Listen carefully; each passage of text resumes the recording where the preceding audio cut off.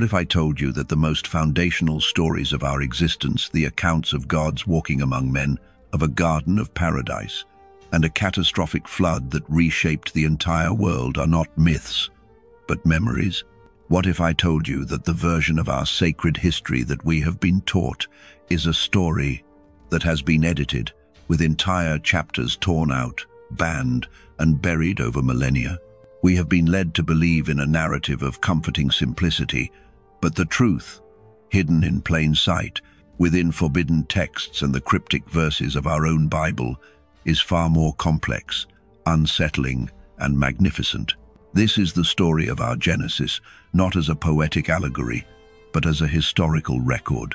It is a story that begins not in a spiritual heaven, but in the cold, dark expanse of space, and with the arrival of beings who would become our gods. In an age before the first human memory was etched into stone or story, in a far-flung region of the cosmos, a great and wandering world moved through the silent dark. This world was Nibiru, home to a civilization of beings so advanced, so long-lived, that they had conquered the stars and unraveled the very fabric of creation. They were the Anunnaki, the princes of royal blood, beings of majestic stature and formidable intellect, whose lifespans stretched across millennia. They had built cities of crystalline beauty that touched the heavens and commanded energies that could shape planets. Yet, for all their mastery, they stood helpless before an enemy they could not vanquish: the slow, inexorable decay of their own home. Their world was dying a cold death. The precious atmospheric veil that shielded them from the harsh radiation of their aging sun was failing, thinning with each long passage of their orbit, bleeding life into the unforgiving void. A planetary sickness had taken root, and the only prognosis was oblivion. A great and desperate council was convened in their capital city. The leaders of Nibiru, their faces etched with a gravity that mirrored their world's fate, gathered to hear the final reports from their chief scientists. The conclusion was both brilliant and terrifying. There was one last hope, a solution of profound cosmic alchemy. Their salvation lay hidden within the atomic structure of a single element: gold. They had discovered that if this noble metal was pulverized into the finest white powder and seeded into the highest reaches of their atmosphere, it could create a new shield, a golden web to mend the heavens. It could reflect the life-giving light and warmth they needed, while deflecting the cosmic rays that promised only death. But this hope was shadowed by a stark and immediate reality. For all its wonders, Nibiru was critically poor in this one essential metal. Their quest for survival was now, and forevermore, a quest for gold. Their sky gazers and astronomers turned their powerful lenses outward, mapping the celestial sea, in a frantic search for this resource. Their calculations, guided by a wisdom that could read the signatures of distant worlds, pointed them toward a young and vibrant solar system, and within it, their attention was fixed upon a small, shimmering jewel of a planet, the third from its star. It was a world teeming with water, lush with primitive life, and, according to their deep-range probes, its crust was laced with immense, untouched veins of gold. They called this planet Ki, a name that simply meant Earth. The journey would be an immense undertaking, a perilous voyage across the gulf of space, but to remain on Nibiru was to accept extinction. And so, under the decree of their supreme ruler, Anu, the order was given.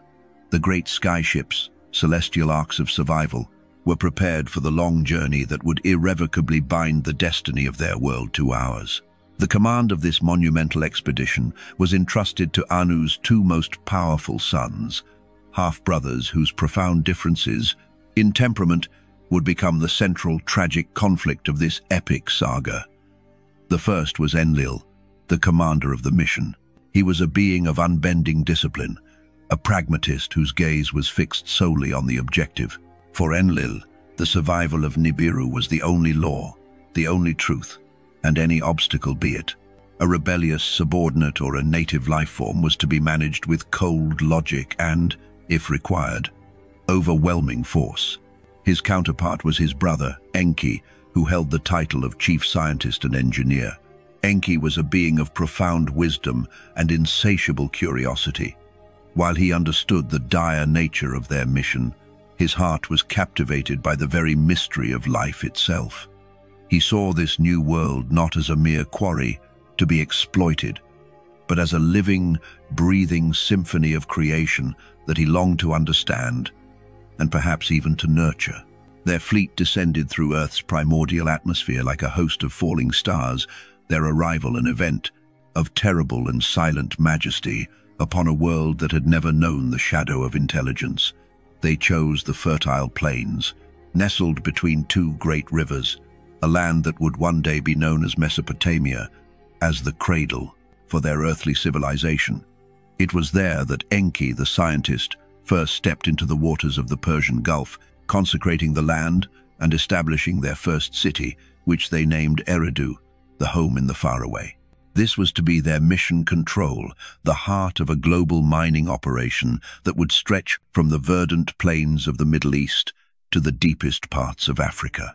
The sheer scale of their objective, to extract millions of tons of gold, has left an indelible and inexplicable mark upon our own history. Deep within the mountains of southern Africa, archaeologists have unearthed vast and ancient mining complexes that defy every conventional timeline of human development. The Ngwenya mine in Eswatini, for example, is recognized as the oldest known mining operation on Earth, with evidence of activity dating back over 100,000 years. This presents a profound historical enigma, an industrial-scale project existing tens of thousands of years before Homo sapiens were believed to possess the social structure, tools, or even the cognitive ability for such an undertaking. It is a silent, geological witness to a forgotten age of industry, when someone other than primitive man was digging deep into the flesh of the earth for its golden blood. This physical evidence is corroborated by the most ancient of human records. The stories inscribed on clay tablets by the Sumerians, the world's first literate civilization, are not allegories. They are annals. The famous Sumerian king list, one of the most significant artifacts ever recovered from Mesopotamia, does not begin its history with a human king. It opens with a declaration that is as clear as it is shocking. After the kingship descended from heaven, the kingship was in Eridu. The text goes on to list 8 divine, or semi-divine, kings, who reigned from 5 cities for a staggering total of 241,200 years, all before a great flood swept over the earth. This is not the language of mythmakers inventing gods.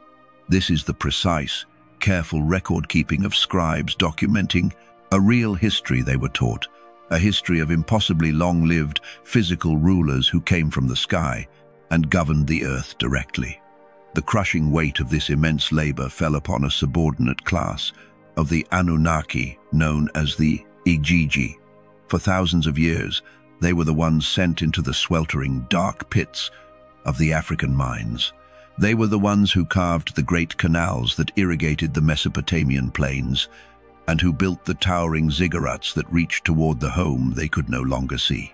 Are not allegories, they are annals. The famous Sumerian king list, one of the most significant artifacts ever recovered from Mesopotamia, does not begin its history with a human king. It opens with a declaration that is as clear as it is shocking. After the kingship descended from heaven, the kingship was in Eridu. The text goes on to list 8 divine, or semi-divine, kings, who reigned from 5 cities for a staggering total of 241,200 years, all before a great flood swept over the earth. This is not the language of mythmakers inventing gods.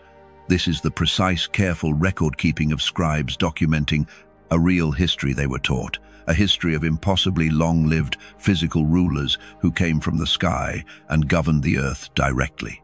The crushing weight of this immense labor fell upon a subordinate class of the Anunnaki, known as the Igigi. For thousands of years, they were the ones sent into the sweltering, dark pits of the African mines. They were the ones who carved the great canals that irrigated the Mesopotamian plains, and who built the towering ziggurats that reached toward the home they could no longer see. They toiled under Earth's foreign sun and its heavier gravity, their bodies aching, their spirits slowly eroding with each long and thankless year. A slow and bitter poison of resentment began to seep into their ranks. Their labor served a world they might never see again, and their suffering was met only with the stoic, unyielding demands of their commander, Enlil. The embers of rebellion, long smouldering in the dark, sweltering mines of Africa and the dusty canal trenches of Mesopotamia, finally burst into an open flame. The Igigi, the worker class of the Anunnaki, had reached their breaking point. After millennia of ceaseless, back-breaking toil under a sun that was not their own, their spirits fractured. In a great and terrible wave of defiance, they abandoned their posts. They marched from the mines and the fields, their faces grim with exhaustion and resolve, and converged upon the sacred city of Nippur, the center of Enlil's command. There they surrounded his great temple, the Duranki, the bond between heaven and earth. They did not shout or raise weapons, but their silence was a weapon in itself. In a final act of renunciation, they cast their tools, their spades, their axes, their baskets into a great pile and set them ablaze. The fire rose into the night sky, a funeral pyre for their servitude, its smoke carrying a message of insurrection that could not be ignored. Enlil, the commander, awoke to the sight of the burning tools and the silent siege. His heart was filled not with pity, but with a cold, righteous fury. He saw this not as a plea for relief, but as high treason, a mortal blow to the sacred mission that was the sole reason for their presence on this primitive world. The survival of Nibiru hung in the balance, and he would not allow it to be jeopardized by the weakness of his subordinates. He strode into the great assembly of the Anunnaki leaders, his voice a clap of thunder in the tense silence. "This mutiny must be answered with fire and blood," he declared, his gaze sweeping over the council. "They have defied my command. They have jeopardized the fate of our world. Let us seize the ringleader of this insurrection and make an example of him. Let his fate be a lesson etched into the memory of all who would dare to defy the authority of Anu." But his half-brother, Enki, the master scientist, heard the silence of the Igigi with a different ear. He saw not treason, but profound despair. He rose to face his brother, his presence a calm and thoughtful counterpoint to Enlil's rage. "My brother," Enki began, his voice measured and resonant, "to punish them is to punish ourselves. Their labor is the very engine of our mission. If we crush them, who then will dig the canals? Who will haul the gold? We cannot. Their suffering is real, and it has broken them. A new way must be found. A solution born not of force, but of wisdom." A heavy silence fell upon the council. Enlil's path led only to a dead end. They needed the workers. Enki let the silence hang in the air before he unveiled a plan so audacious, so far beyond the known laws of nature and ethics, that it would forever alter the destiny of their species and give birth to another. "The work is too heavy for them," Enki continued, his eyes alight with a creative fire. "So let us create a new being to bear it. Let us fashion a servant." He spoke of a creature that already roamed the plains of the Abzu, the name they gave to the continent of Africa. It was a primitive hominid, a beast of the field that walked upright but lacked the spark of higher consciousness. Enki proposed an act of cosmic alchemy, an act of genetic engineering that would bridge the chasm between beast and god. "We shall create a Lulu, a primitive worker," he explained, the concept unfolding before the stunned assembly. "We will take the essence of the creature that now exists and bind upon it the image of ourselves. We will impress our genetic signature upon it so that it may understand our commands, use our tools, and bear the yoke of the labor in their stead. Let the creature we create carry the toil of the gods." The proposal was met with a mixture of awe and horror. To create a sentient life form for the sole purpose of servitude was a line many thought should never be crossed. It was an act of creation, a power reserved for the source of all things. But the crisis of the rebellion and the ever-present threat of their world's demise pressed upon them. After long and heated debate, the council gave its reluctant consent. The task was entrusted to Enki and the chief medical officer, a wise goddess named Ninhursag. She was also called Ninti, the Lady of the Rib, for her mastery over life. In a sanctified and sterile chamber they called the Bit Shimti, the house where the wind of life is breathed, the great and terrible work began. The process, as chronicled in the ancient Sumerian epic of Atrahasis, reads not as a myth, but as a clinical, biological procedure. The text explicitly states the purpose, a declaration made by the gods themselves.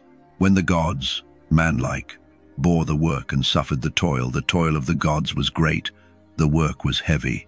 Let man be created, let him bear the yoke, the work of Enlil, let man carry the toil of the gods. This was not a story of divine benevolence. It was a record of a practical, if controversial, solution. Ninhursag took the clay of the earth, the ovum of a native hominid female, carefully selected for her strength and vitality. Into this earthly vessel, they introduced the essence, the blood, the very DNA of a young, healthy Anunnaki god. This was not a ritual murder, but a genetic donation. They were weaving the divine blueprint of the stars into the raw material of the earth. The fertilized egg was then implanted into the womb of a chosen Anunnaki female, one of the birth goddesses who volunteered to act as a surrogate. After months of careful observation, the first of this new species was born, a male. They called him Adamu, which meant of the earth, a name that echoes down to us through the ages as Adam. He was a marvel, a perfect hybrid. He possessed the strength and resilience of his earthly ancestors, but behind his eyes was a new light, a spark of the divine intellect of his Anunnaki fathers. He could understand speech. He could learn tasks. He was the prototype for a new race of servants. This singular act of genetic engineering provides a stunning, if controversial, explanation for one of the greatest mysteries in human history. The event archaeologists call the Great Leap Forward. For millions of years, hominid evolution had progressed at a glacial pace. Then, suddenly, around 70,000 years ago, Homo sapiens appeared on the scene with a suite of revolutionary abilities that had no clear evolutionary precedent. Complex symbolic language, sophisticated art, intricate burial rituals, and advanced tool-making emerged almost overnight. It was as if a switch had been flipped in the human brain. From the perspective of this ancient story, this was not a random evolutionary leap. It was the moment the Adamu project was deemed a success, and this new genetically uplifted race was deployed to begin its work. The Bible itself describes the creation of man in a way that resonates deeply with this account. But Genesis chapter 2 may hint at a more literal process than we imagine. It states that God formed the man of dust from the ground and breathed into his nostrils the breath of life, and the man became a living soul. In this context, the dust of the ground is not inert soil, but the raw biological material of the earth-born hominid, and the breath of life is not a mere puff of air, but the infusion of the divine Anunnaki spirit, their consciousness, their very DNA, which elevated the beast into a living soul capable of thought and reason. The Lulu, this new race of man, proved to be an overwhelming success. They were strong, docile, and intelligent enough to carry out the complex tasks of the mining operation. The gold shipments to Nibiru resumed. The crisis was averted. The gods could rest. For a time, there was order in the world. The creators had their workforce, and humanity had its genesis, a beginning forged in the laboratories of the gods to serve their needs. But Enki, in his wisdom and his compassion, had done far more than create a simple beast of burden. By weaving the Anunnaki essence into the fabric of humanity, he had planted a divine seed in earthly soil. This new creature had the capacity to learn, to feel, to love, and to question. They could look upon their towering creators and see not just masters, but a reflection of what they too could one day become. They were made in the image of gods, and that image carried with it an unquenchable thirst for knowledge, a yearning for freedom, and the potential for a destiny of their own making. The gods would soon discover that while it is one thing to engineer a body, it is another thing entirely to control a soul.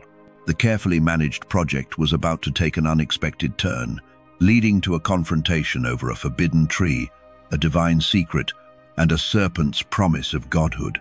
For a time, there was a fragile equilibrium on the earth. The newly fashioned Lulu, the race of man, proved to be a remarkable success. They were strong, resilient, and intelligent enough to perform the complex labors demanded of them. The canals were dug, the fields were tilled, and most importantly, The flow of gold from the deep mines to the celestial ships resumed, a golden lifeline stretching across the solar system to the dying world of Nibiru. The Anunnaki leadership, their mission saved from the brink of collapse, watched their creation flourish. But the divine spark that Enki had so brilliantly woven into the fabric of humanity was a seed of unpredictable potential. It grew in ways that its creators had never intended. The carefully managed garden of their workforce began to grow wild, its roots threatening to sunder the very foundations of their authority. The first problem was one of simple mathematics. Humanity multiplied. They multiplied with a fecundity that astonished and alarmed their long-lived masters. A handful of workers became a tribe became a village, and villages bled into bustling, noisy cities. Their numbers swelled across the Mesopotamian plain, a tide of burgeoning life that the Anunnaki had not foreseen. And with their numbers grew their voice. The Sumerian texts describe it as a great noise that rose from the earth. This was not merely the sound of chatter and commerce, it was the chaotic, vibrant and desperate sound of a new consciousness awakening. It was the sound of joy and sorrow, of love and conflict, of prayer and blasphemy. To Enki, it may have been a symphony, the beautiful and terrible music of the life he had forged. But to Enlil, the commander, it was a grating, incessant roar. It was the sound of a project spiraling out of control, a constant, abrasive reminder that his ordered world was being overrun by the clamor of his slaves. The Book of Enoch, an ancient Babylonian epic that predates the biblical account of Noah, describes Enlil's frustration with chilling clarity. As the human population exploded, the text states, "The land became wide, the people multiplied. The country was as noisy as a bellowing bull. The god grew restless by their uproar. Enlil heard their noise and addressed the great gods. The noise of mankind has become too much. I'm losing sleep over their racket." This was not the disappointment of a benevolent father. It was the raw irritation of a commander whose barracks had become a bedlam, whose mission was being drowned out by the chaos of its own support staff. But a far greater transgression was taking place, a sin that blurred the sacred line between creator and created. Younger Anunnaki, stationed on Earth for long and lonely tours of duty, began to look upon the daughters of men with lust. They saw in them a beauty and vitality that was both exotic and alluring.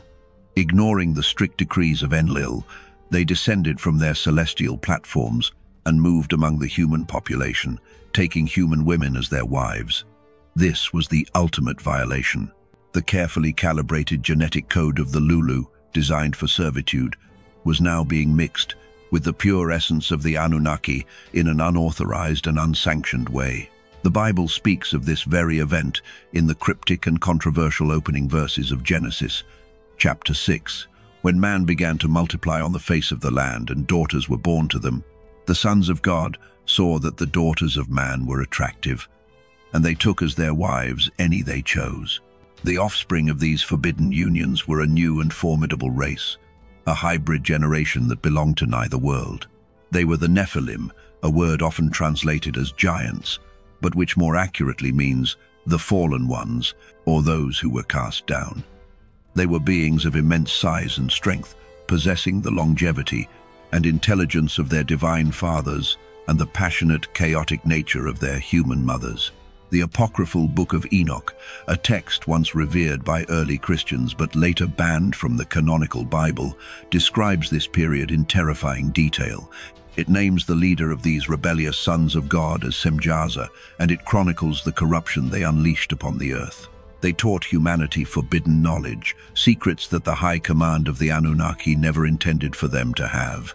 The art of war, the forging of swords and shields, the secrets of sorcery and enchantments, and the artifices of seduction. The world, which was already noisy, was now filled with violence, hubris, and a spiritual sickness that spread like a plague. The Nephilim, these half-gods, ruled as tyrants, consuming the labor of men and, as their appetites grew, even consuming men themselves. The earth cried out in agony. For Enlil, this was the final, unforgivable straw. His grand project was not only chaotic, It was now contaminated. The genetic purity of both races was being polluted. He looked upon the earth and saw not a successful mining operation, but a monstrous failed experiment. He convened the Great Council once more, his face a mask of cold fury. He decreed a sentence of total annihilation. "I will blot out man whom I have created from the face of the land," he declared, his words echoing the very sentiment attributed to God in Genesis. His method would not be fire or celestial weaponry. It would be far simpler and far more absolute. The Anunnaki, with their profound understanding of orbital mechanics and cosmic cycles, knew a great cataclysm was approaching.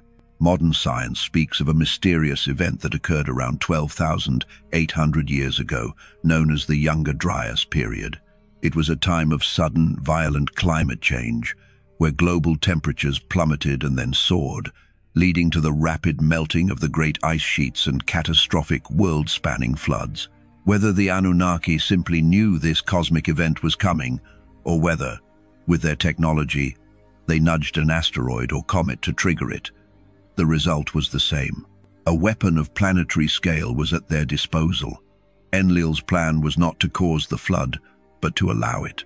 They would simply retreat to the safety of their orbiting skyships and watch as the waters washed their failed experiment away. He made every Anunnaki leader swear a solemn oath of secrecy. They were forbidden from warning any human of the coming deluge.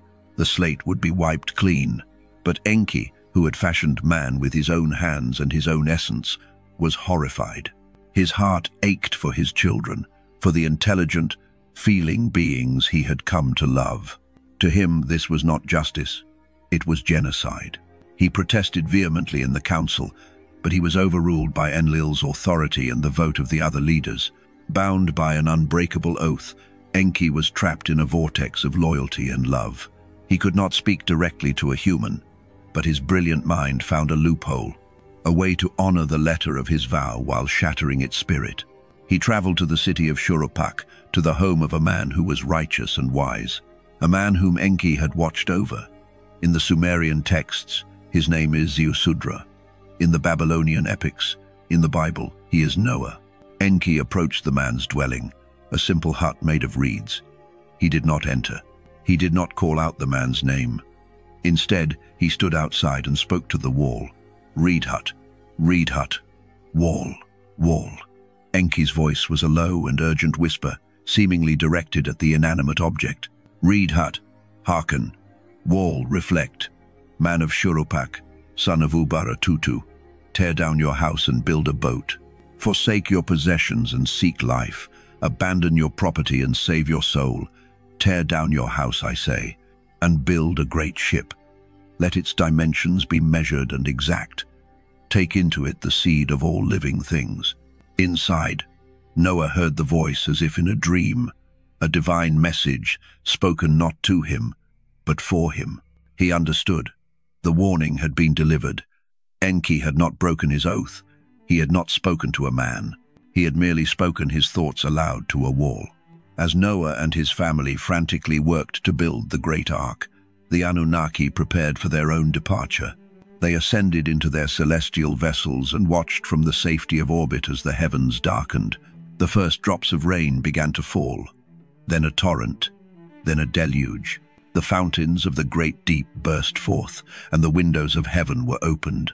As the door of the ark was sealed shut, the last thing Noah's family heard was the sound that Enlil had so longed for, the sound of the world's great noise being silenced, as the cries of the dying were swallowed by the rising, wrathful waters.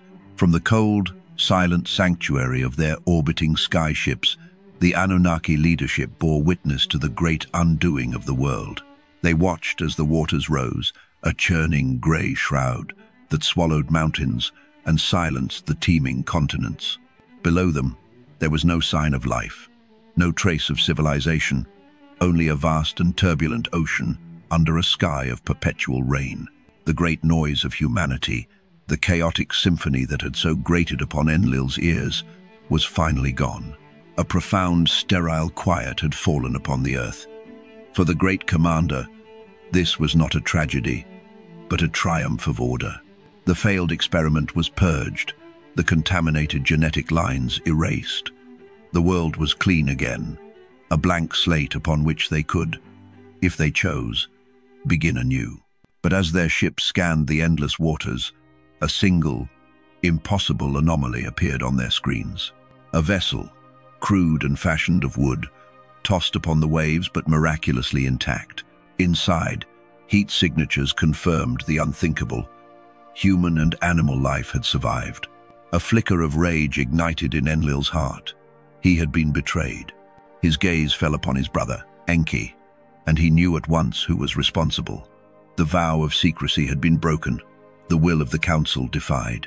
"You have done this." Enlil's voice boomed through the command vessel, shaking the very walls with its fury. "You swore an oath. You have preserved the seed of this flawed creation, this noisy and blasphemous race. I will destroy that ship and all within it. My judgment will be absolute." Enki stood his ground, his sorrow as deep as his resolve. "I swore not to speak to a man, and I did not," he answered, his voice calm but unwavering. "I spoke to a wall. I preserve not our failure, but our future. What is our purpose here without a workforce? Who will now dig for the gold that our world so desperately needs? Will you, my brother? Will the council? Or shall we admit defeat and return to Nibiru empty-handed, to watch our world die?" He then spoke of the man he had saved, Noah, describing him as righteous and loyal, a worthy seed from which to grow a new, more obedient humanity. He argued that this time, they could do it right. They would not leave humanity to grow wild. They would guide them, rule them, and control their destiny directly. A tense and bitter debate ensued, but Enki's logic was undeniable. The mission was still the mission. Reluctantly, Enlil agreed. The survivors would be allowed to live, but under a new and stricter charter. When the waters finally receded and Noah's Ark came to rest on the mountains of Ararat, the Anunnaki descended once more upon a world washed clean and utterly transformed. They made a covenant with the man they had saved, a promise symbolized by a rainbow, but it was a pact with terms. Humanity would be allowed to flourish again, but they would no longer be left to their own devices. The Anunnaki plan shifted from covert oversight to direct rule. To control the burgeoning new population, they decided to establish a system of intermediaries. They would create kings. This historical moment is precisely documented in the same ancient text that chronicled the pre-flood era. The Sumerian king list, after describing the Great Flood, picks up its narrative with a simple, powerful declaration.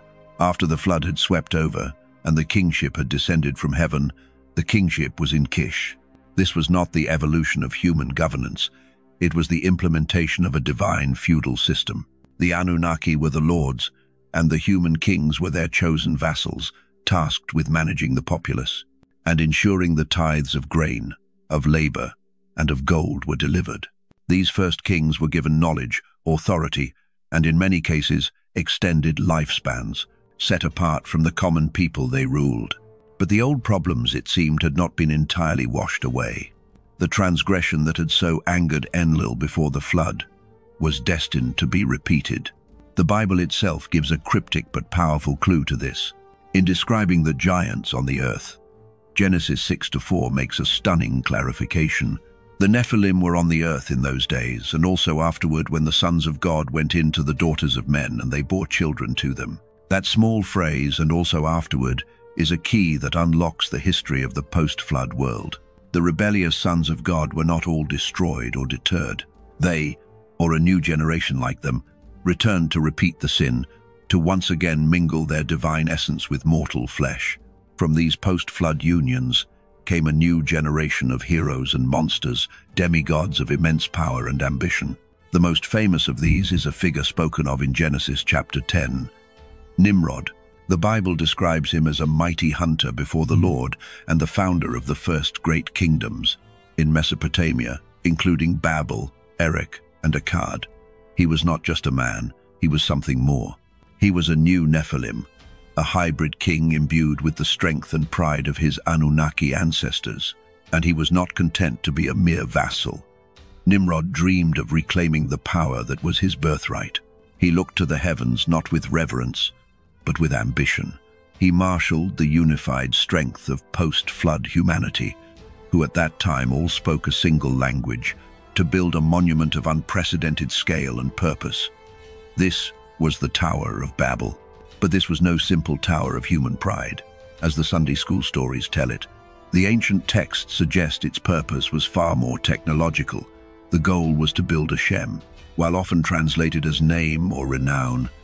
An alternative meaning of Shem in this context is a sky vehicle, a rocket, or a launch tower. Nimrod was not trying to poke a hole in a spiritual heaven. He was attempting to build a spaceport. He was trying to replicate the technology of his divine fathers, to ascend to the heavens, and to challenge the gods on their own terms. It was the ultimate act of defiance from a hybrid son seeking to usurp his father's throne. This grand and blasphemous project explains the sudden emergence of megalithic architecture across the ancient world. Structures like the temple platform at Baalbek in Lebanon, with its foundation stones weighing over 800 tons each. These are impossible to explain with conventional models of ancient engineering. But in a world where demigod kings like Nimrod ruled, commanding a unified workforce and forbidden knowledge, the construction of such monuments becomes terrifyingly plausible. The Anunnaki leadership watched this development with alarm. Enlil saw in Nimrod's ambition the same hubris that had corrupted the old world. He saw a unified humanity, led by a powerful demigod, as a threat that could one day rival their own power. A direct confrontation would be costly and messy. A different, more elegant solution was required. They descended not with weapons, but with a tool far more subtle and devastating. They did not destroy the tower.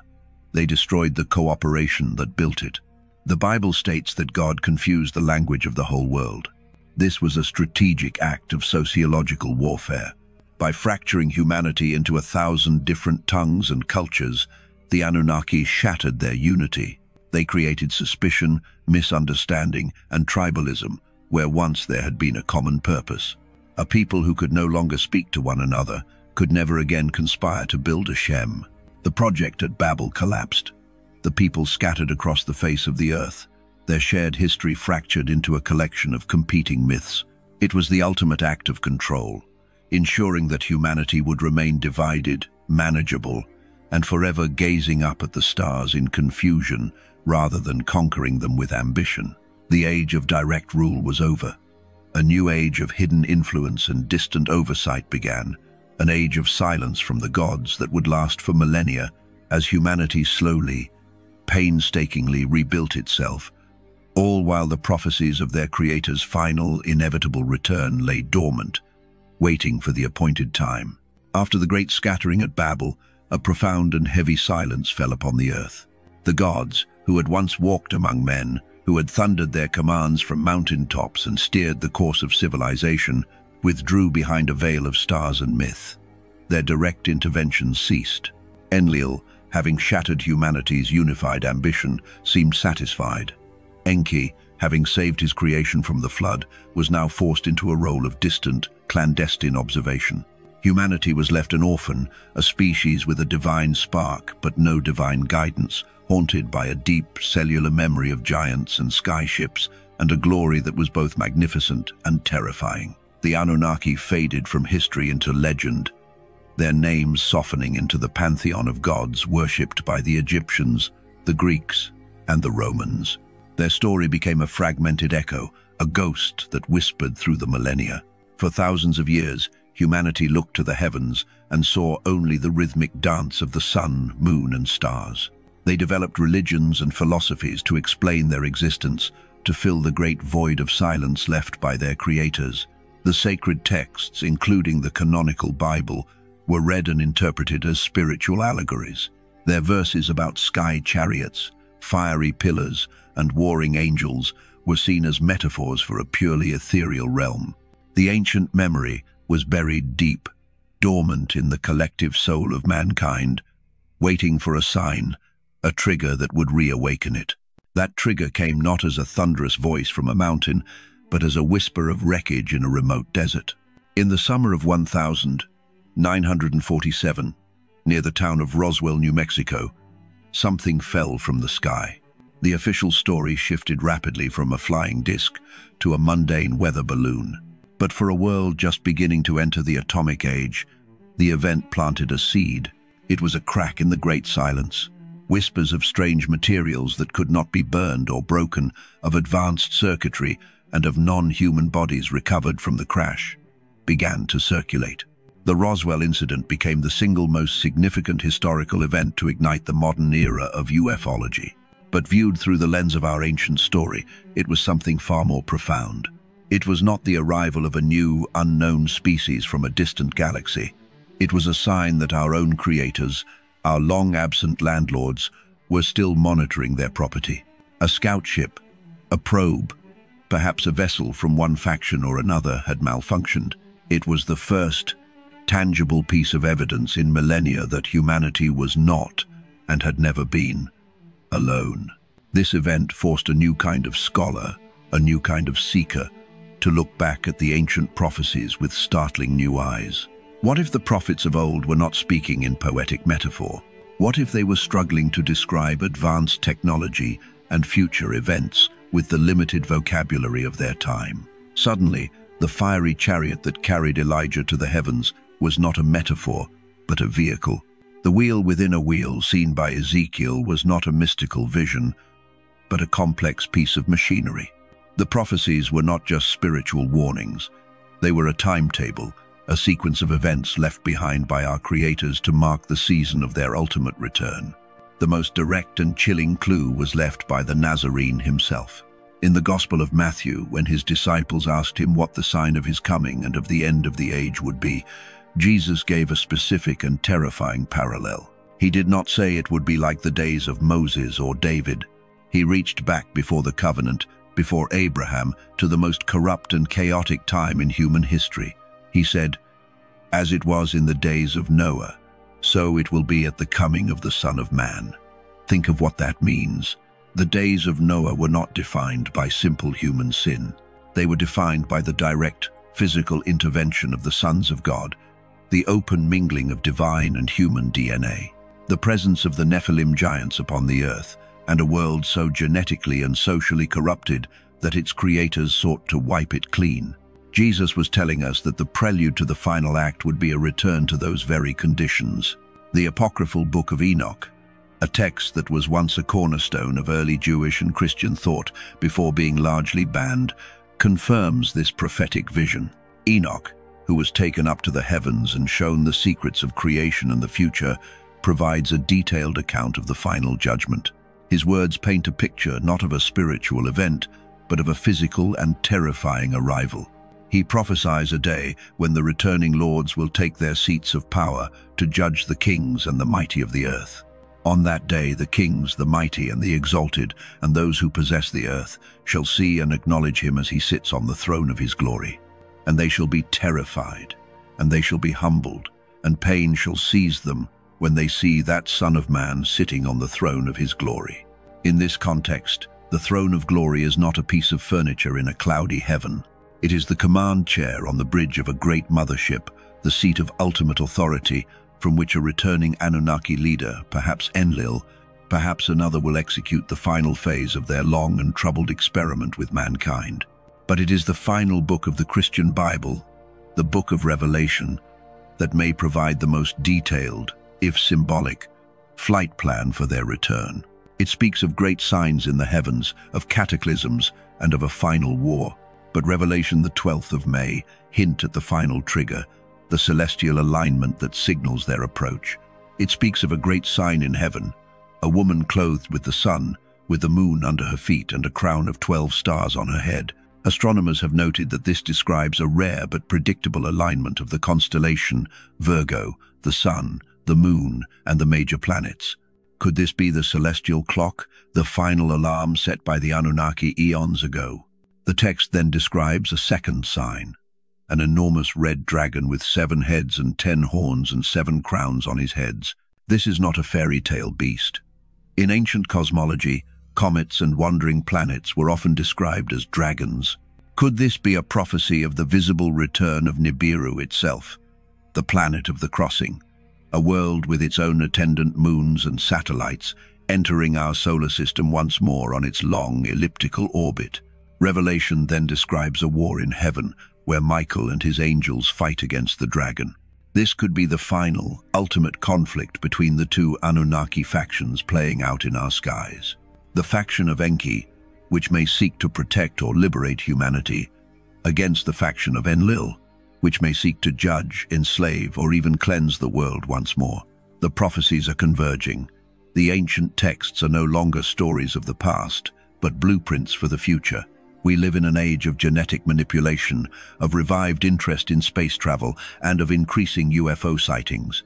We are, perhaps, living once again in the days of Noah. The final question is not if our creators will return, but when. And upon their arrival, will we, their children, greet them as saviors returning to set things right? Or will we, their creation, greet them as slaves, finally looking upon the long-absent faces of our masters? The weight of these stories settles upon the soul, a deep and resonant echo from the dawn of time. Let us now step back from the edge of prophecy, from the thunder of returning gods and the fire of judgment. Let us quiet the mind and allow the dust of ages to settle. Breathe. Feel the steady, solid ground beneath your feet, the very earth that has borne witness to this entire epic saga. This is your inheritance, this world of profound mystery and sorrowful beauty. The questions raised are not meant to shatter faith, but to expand the cathedral of its wonder. The possibility of a different past does not diminish the sacred, but recasts it in a light that is at once more ancient and more immediate. It suggests that the divine spark within you is not a metaphor, but a literal inheritance. A flicker of starlight woven into your very blood and bone. The longing you feel for purpose, for meaning, for a home you cannot name, may be the oldest memory of all. The echo of a creator's touch, and the distant, soulful call of a world you have never seen. Whatever truth lies behind the veil of time, you are here now. Your life is a verse in this grand, unfolding poem. Be at peace. The path forward is not found in fear of the skies, but in the love and compassion we show to one another on the ground. For in the end, it is how we treat our fellow travelers on this small, fragile arc of a world that will be our truest testament.